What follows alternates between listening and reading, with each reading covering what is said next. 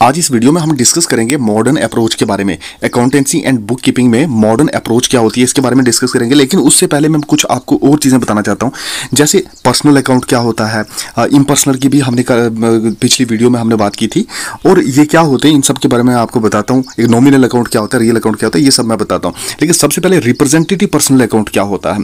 Okay, तो representative personal account जो होता है उससे भी पहले नॉमिनल अकाउंट के बारे में नॉलेज होना बहुत जरूरी है। तो नॉमिनल अकाउंट कहां से आएगा? नॉमिनल अकाउंट आएगा इम्पर्सनल अकाउंट से। तो इम्पर्सनल अकाउंट में दो टाइप्स हो जाएंगी, एक होता है इसमें रियल अकाउंट और एक होता है नॉमिनल अकाउंट। ओके, तो रियल अकाउंट क्या होता है?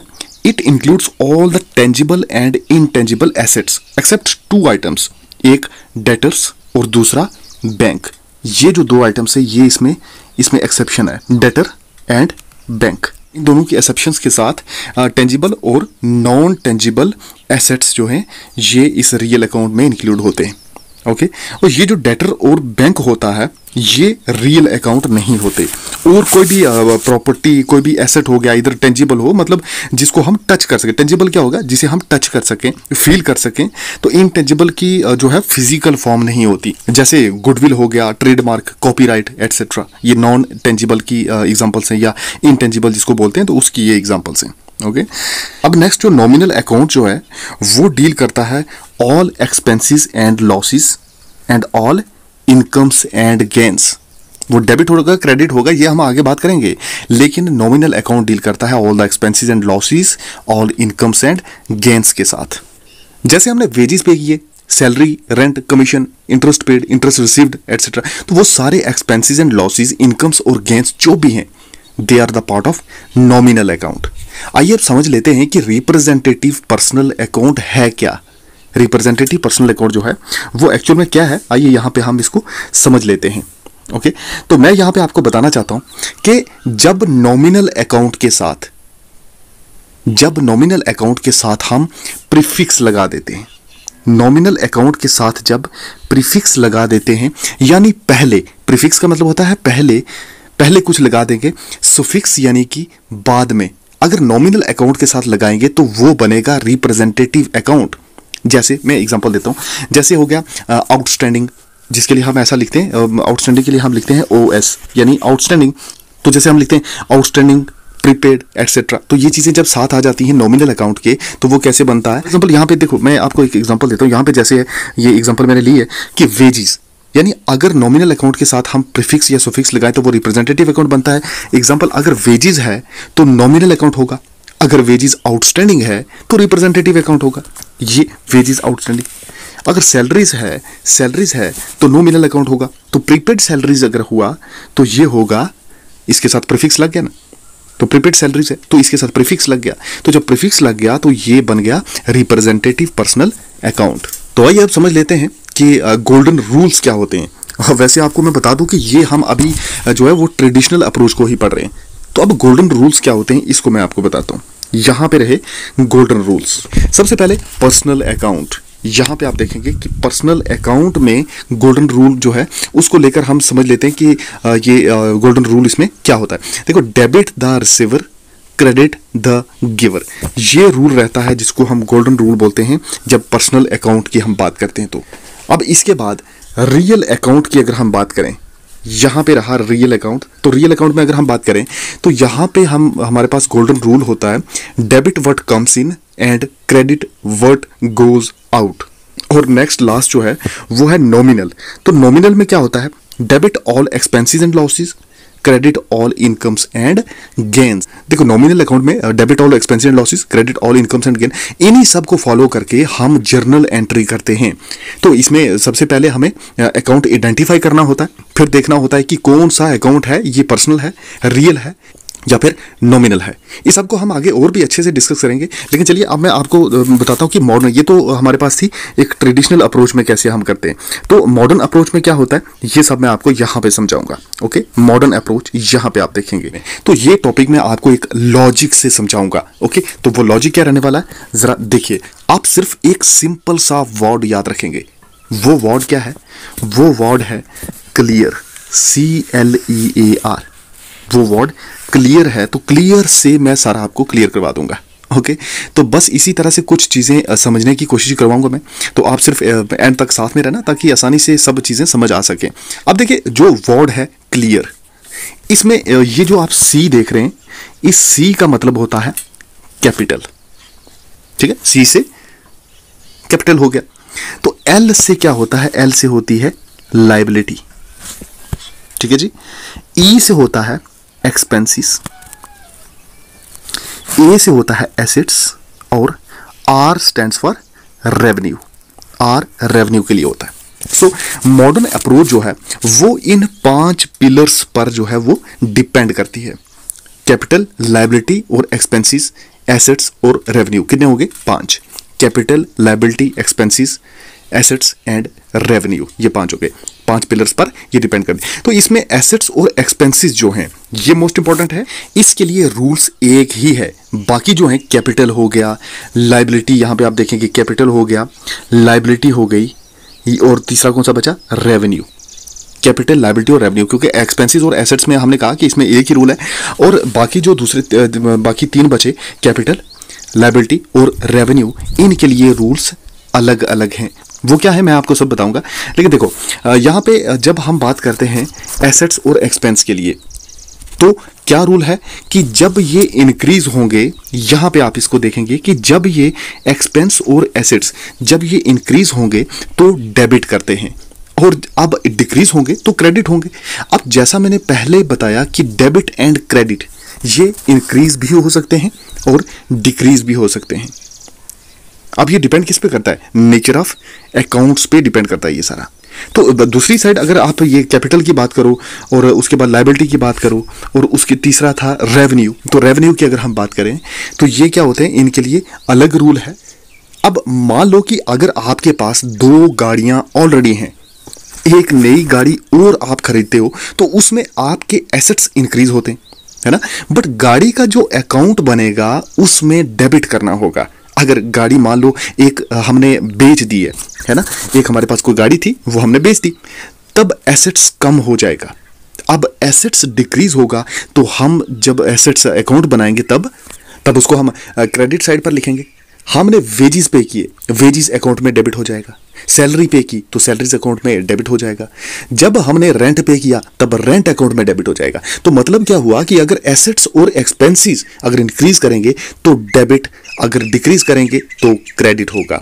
अब नेक्स्ट तीनों की बात करें हम, कैपिटल बचा था हमारे पास, कैपिटल था, लायबिलिटी थी और उसके बाद रेवेन्यू। अगर हम इन तीनों की बात करें तो इनमें क्या होता है? इंक्रीज करने पर क्रेडिट, डिक्रीज करने पर डेबिट। यहां भी इंक्रीज करने पर क्रेडिट, डिक्रीज करने पर डेबिट, इंक्रीज करने पर क्रेडिट और डिक्रीज करने पर डेबिट। अगर ये तीनों इंक्रीज होते हैं तो हम क्रेडिट करते हैं, और अगर डिक्रीज हो तो हम डेबिट करेंगे।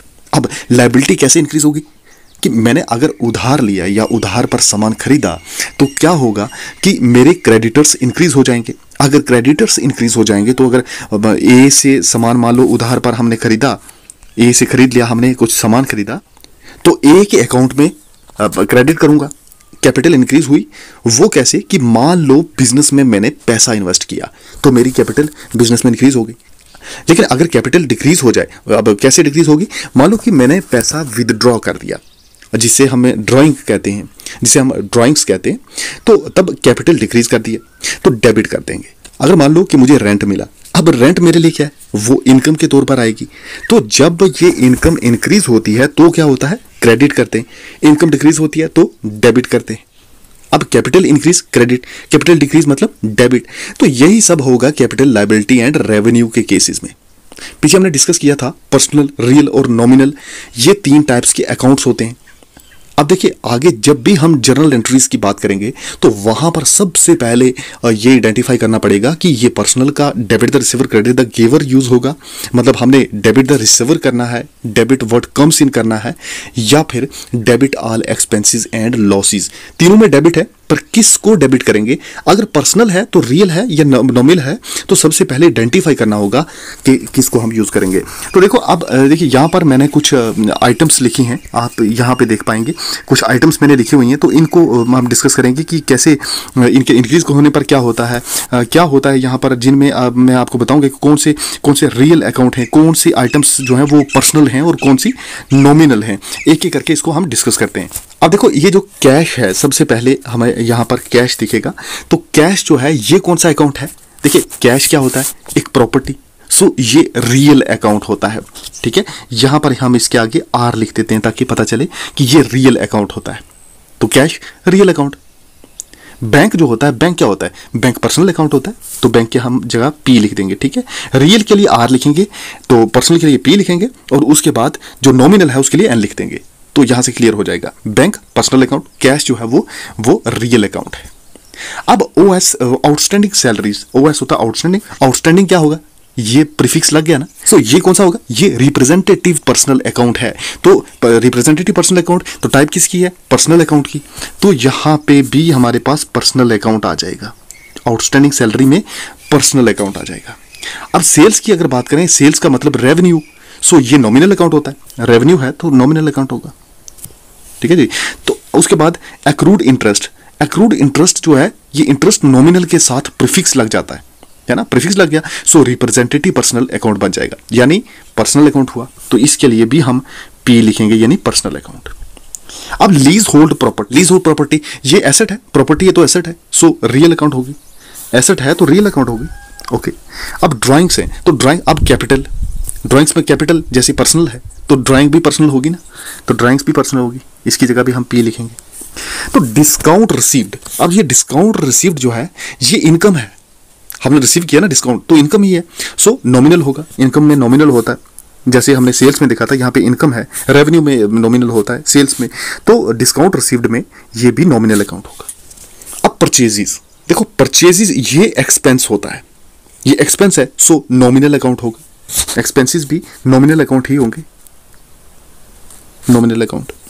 तो मशीनरी जो होती है ये रियल है, क्योंकि मशीनरी क्या होता है? मशीनरी एसेट होती है, इसलिए ये रियल अकाउंट है, एसेट वाले रियल अकाउंट्स। अब कैपिटल क्या होता है? कैपिटल हमने पहले बात की, तो ये पर्सनल अकाउंट होता है, हमने अभी पीछे देखा था, पर्सनल अकाउंट होता है। अब बैंक ओवरड्राफ्ट। अब ये बैंक ओवर, सबसे पहले मैं समझा देता हूँ कि बैंक ओवरड्राफ्ट क्या है, फिर उसके बाद खुद पता चल जाएगा कि ये कौन सा है, रियल है, पर्सनल है या नॉमिनल है, ओके। सबसे पहले बैंक ओवरड्राफ्ट होता क्या है? देखो क्या होता है कि अगर हमने उधार लिया, अब बैंक से उधार लिया होता है, तो मान लो कि हमने लोन लिया है, लिमिट ली हुई है, उसमें क्या हो जाता है कि अगर हमने 10 लाख की लिमिट ली है, तो उसमें हमें अगर कुछ और भी पैसे की, मान लो 50,000 की और ज़रूरत पड़ गई है ना, तो अब क्या होगा? हमारे पास तो 10 लाख ही है ना, 50,000 और हमें लेना पड़ेगा, लेकिन लिमिट कितनी है? लिमिट तो 10 लाख तक है। तो मान लो कि 50,000 और हमें जरूरत पड़ गई। अब क्या होगा कि दोबारा लोन के लिए तो हम अप्लाई नहीं करेंगे, बल्कि अगर मार्केट में हमारी रेपुटेशन अच्छी है, गुडविल अच्छी है, बैंक में भी हमारा अच्छा रुतबा है, तो अच्छी गुडविल है हमारी वहां पे, तो हमने ब्रांच मैनेजर को बोला कि मुझे 50,000 और पैसे की जरूरत है। लोन जो आपने दिया 10 लाख का, इसके लिए वैसे एक टिपिकल वर्ड आता है, वैसे इसके लिए उसको बोलते हैं कैश क्रेडिट। उसके लिए वर्ड आता है जिसको हम बोलते हैं कैश क्रेडिट। कैश क्रेडिट कहा जाता है। तो ये मैं आपको बता रहा था कि कैश क्रेडिट एक लिमिट है, इसके लिए यानी 10 लाख तक लोन ले सकते हैं, वो फ्लेक्सिबल होता है। मतलब हमारी लोन की लिमिट जो है ना वो 10 लाख होती है, और 50,000 की अगर हम और बात करें तो और हमें ज़रूरत पड़ गई है, तो मैं अप्रोच करूंगा कि मुझे 2 या 3 दिन के लिए पैसे की यानी कि 50,000 रुपीज़ की ज़रूरत है।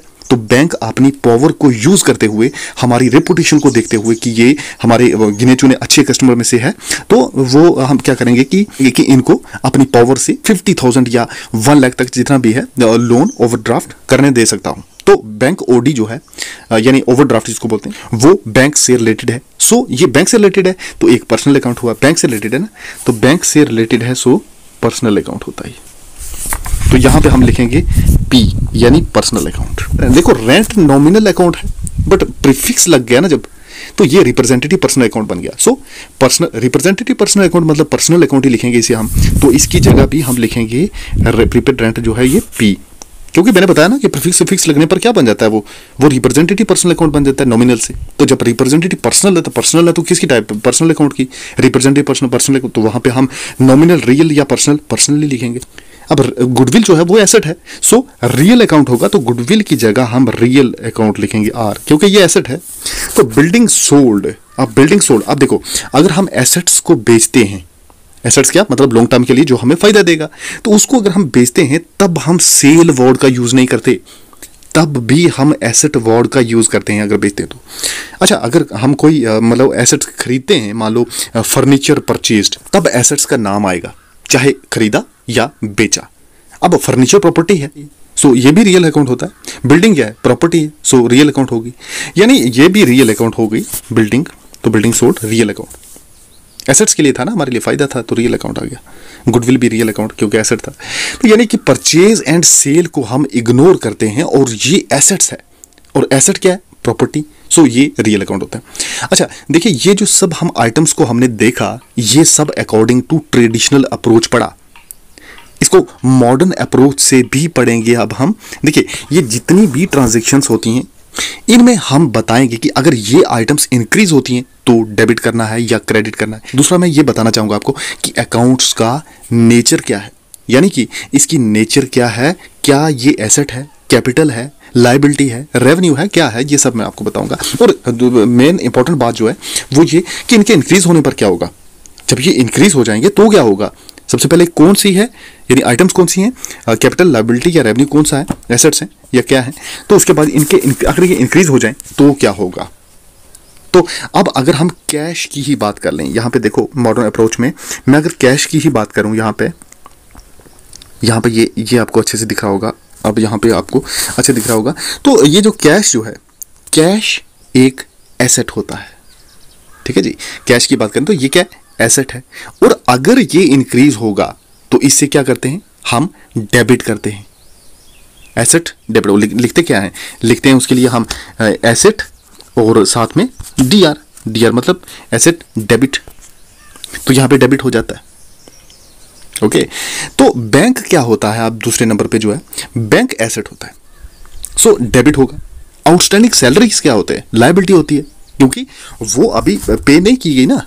तो अगर लायबिलिटी इंक्रीज होती है तो इसे क्या करते हैं, क्रेडिट करते हैं। लायबिलिटी इंक्रीज है, हमारे ऊपर बोझ है, तो लायबिलिटी इंक्रीज है, तो लायबिलिटी इंक्रीज करने पर हम क्रेडिट करेंगे।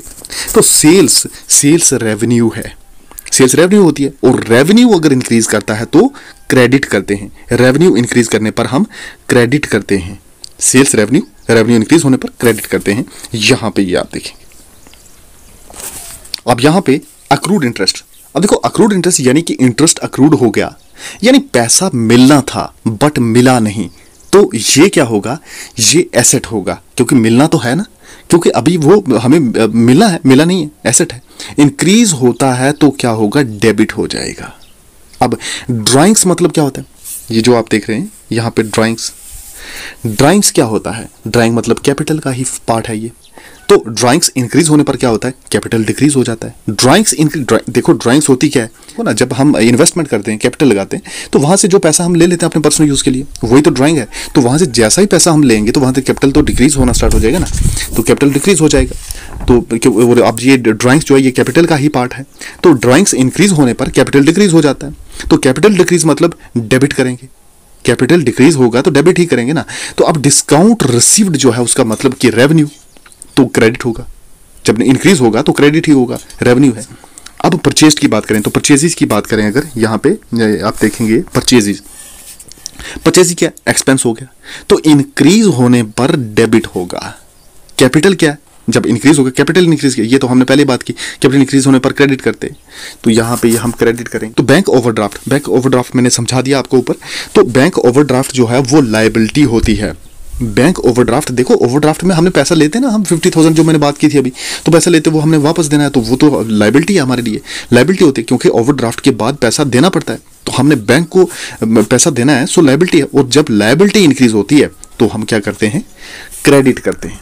सो हमने देखा कि ये आइटम्स जो हैं इन सब का इन सब का नेचर क्या है और इनके इंक्रीज होने पर क्या होता है। सो आज की वीडियो में बस इतना ही। Okay, bye.